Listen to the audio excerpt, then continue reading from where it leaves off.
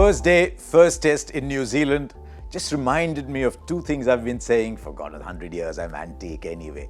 But some things don't change in test match cricket. Started touring in the 90s. I kept saying India land up, don't have much time before the first test. And the first test is always very difficult to contemplate. Look what's been happening in the last couple of years as well. Inevitably, India are in trouble on the first morning or in the first innings sometimes, and the first test always becomes difficult to win. Cape Town against South Africa, India 90 for 7, then Hardik Pandya gets you out of trouble. Then you go to Birmingham, you're playing that first test against England, you're about 100 for 5. Virat Kohli stitches a partnership through with Hardik Pandya. There you're missing that batsman down the order who can give you bowling, a bit like Colin de Grandhomme is doing for New Zealand. Then India go to Australia straight away, first test, Adelaide, 80 odd for 5. There Pujara with Pant first and then with Ashwin dragged India through to a decent score.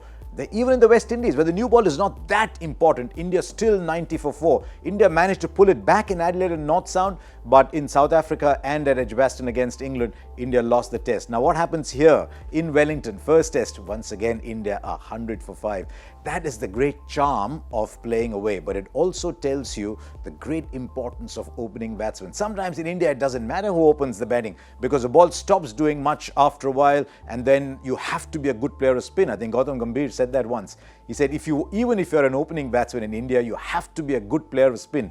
But look what happens when you go overseas. Look at the Prithvi Shaw dismissal. Great example.